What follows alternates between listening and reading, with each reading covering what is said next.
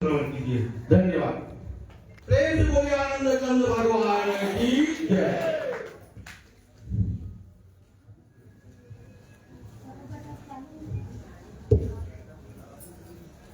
गुरु ब्रह्मा गुरु विष्णु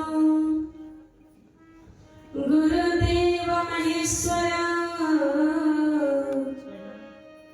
गुरु साक्षात् परम ब्रह्मा तस्मै श्री गुरवे नमः। दाता सतगुरु सबनहि वस्तु देत अनमोल। सतगुरु के उपकार का ना कछु तोले न मोल।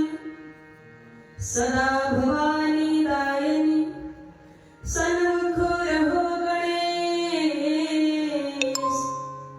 पांच देव रक्षा करे ब्रह्मा विष्णु महेश। या देवी सर्वभूतेषु दयारूपेण संस्थिता। नमस्तस्यै नमोस्तस्यै नमोस्तस्यै नमो नमः। आप सभी मिलकर के परमपिता परमात्मा का जय घोष बोलेंगे।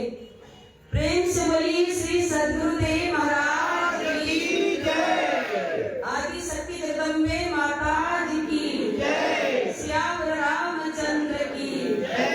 वृंदावन बिहारी लाल की जय। उमापति महादेव की जय। पवन सुत हनुमान की जय। सत्य सनातन धर्म की जय। मानव धर्म की जय। भारत माता की जय। आदरणीय भगवत अनुरागी प्रेमी सज्जनों, शक्ति स्वरूपा भक्तिमती माता और बहनों, आप सभी श्रद्धालु भक्तों,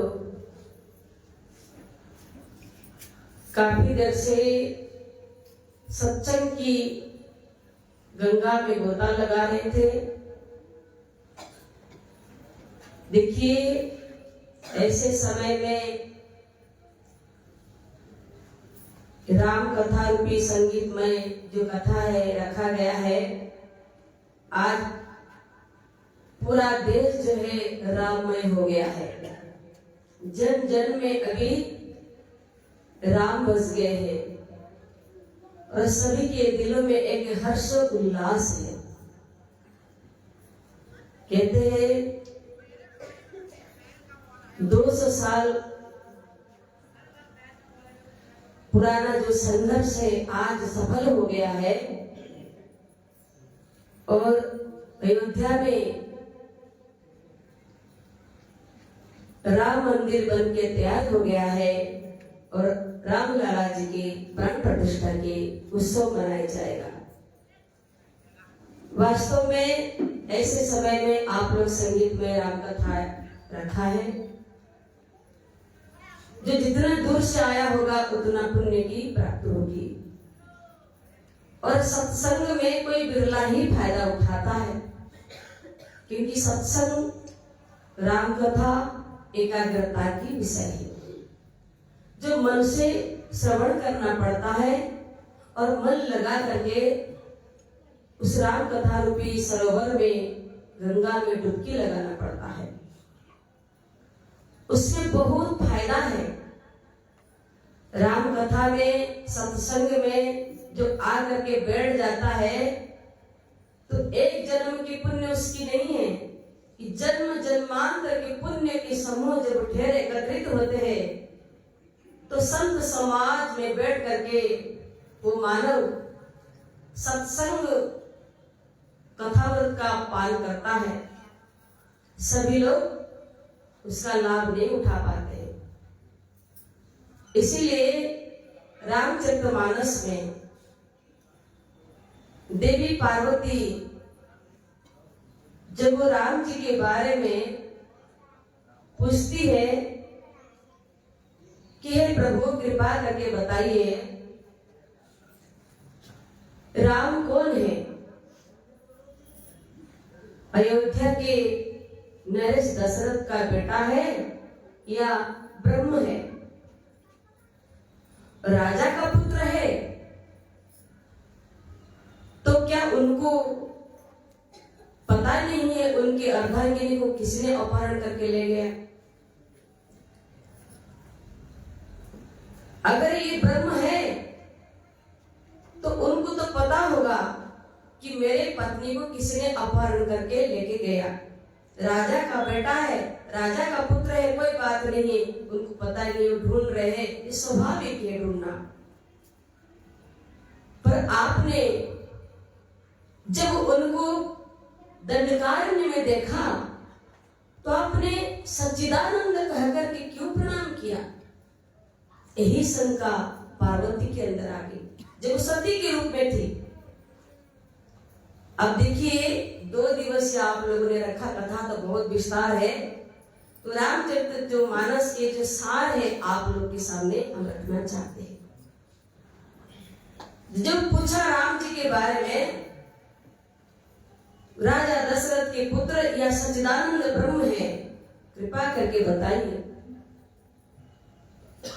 तो भगवान शिव जी आद्या शक्ति भवानी को सबसे पहले सतर्क कर रहे, सावधान पार्वती, तुमने पूछा, चारों तरफ से मन को हटा करके केवल राम कथा में लगाओगे और इसी जीवन में तुम्हारा उद्धार हो जाएगा, कल्याण हो जाएगा। अगर तुम्हारा मन सत्संग में लग गया, राम कथा में लग गया, इसी जीवन में उद्धार हो जाएगा। क्या कहते हैं शिव जी पार्वती के सामने रामचरितमानस कथा कहते हैं, रामचरित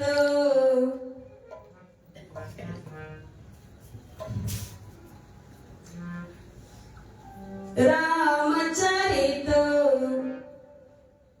जो सुनत अघाई, रस विशेष जाना तिहु नाई, राम कथा गिरिजा में भरनी, कलिमल समनि मनोमल हरनी, अति हरि कृपा जहि पर होई, पाँव गई मार्ग सोई, पाँव गई मार्ग सोई, सत्संगत दुर्लभ संसारा, निमिष दंड भरि एक बारा, सत्संगत व्रत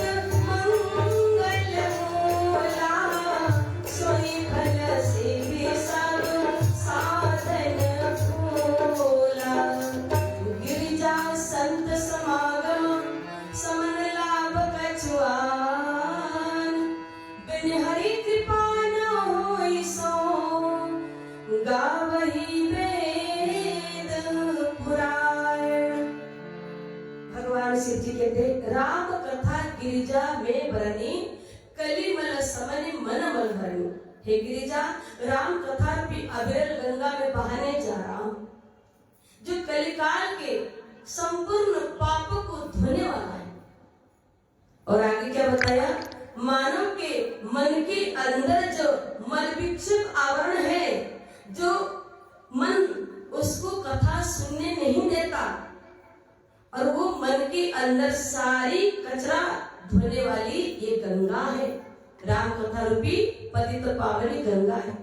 तुम सावधान होकर श्रवण करो और ये पवित्र कथा में वही पुण्यवान मनुष्य कदम रखते हैं, अति हरि कृपा जाहि पर होई, पाँव दे यही मार्ग सोई।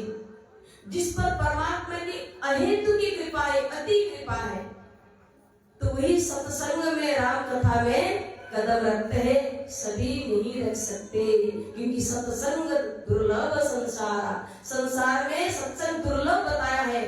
अगर पल भर का सत्संग मिल जाए, निमिष दंड भरे एको बार, यहाँ तक भी गोस्वामी तुलसीदास जी महाराज लिख देते हैं, पल भर का सत्संग अगर किसको मिल गया, समझ लेना चाहिए बहुत बड़ा भाग्यशाली है कि इसको सत्संग मिला।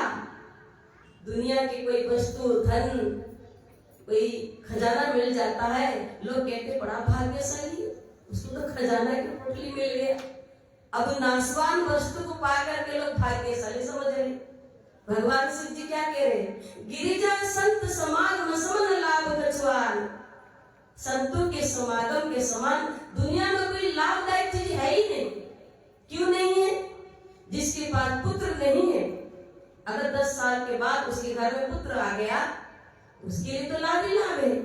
जिसके घर में धन नहीं है, कैसे भी गरीबी परिस्थिति में बच्चों को पढ़ाया और बच्चा पढ़ लिख के डिग्री प्राप्त कर लिया और नौकरी में लग गया, उसके जीवन में तो लाभ ही लाभ है। पर भगवान शिव जी कहते हैं कि संतों के समागम के समान कोई लाभदायक चीज नहीं है। क्यों कहा? संतों के समागम में सत्य का ज्ञान होता है, परमात्मा का ज्ञान होता है, जो अविनाशी है, जो अनंत खजाना है। ईश्वर का ज्ञान संत समाज में आकर के मानव आसानी से प्राप्त कर लेता है।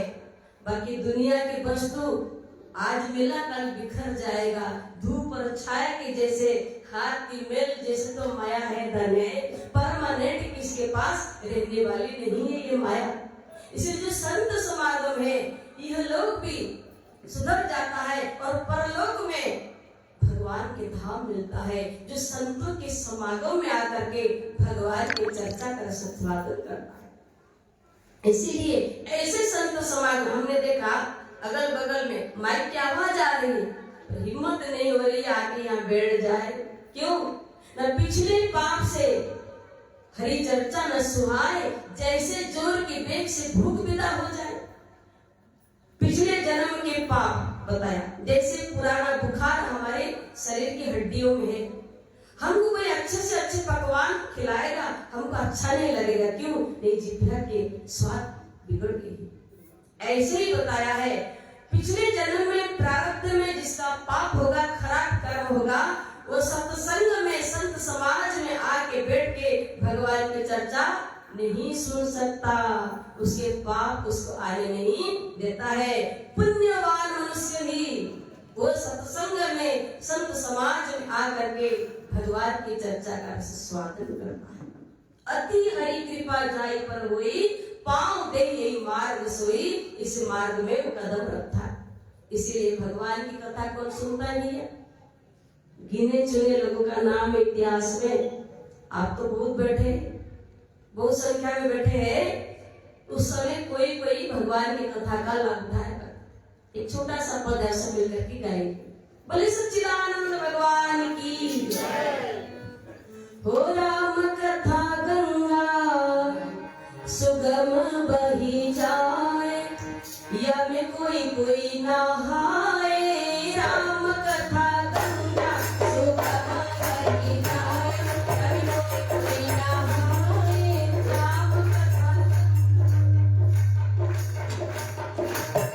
कोई नहाए, राम कथा गंगा सुगम बही जाए, या में कोई कोई नहाए।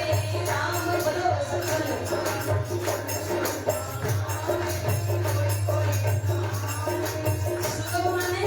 सरल है।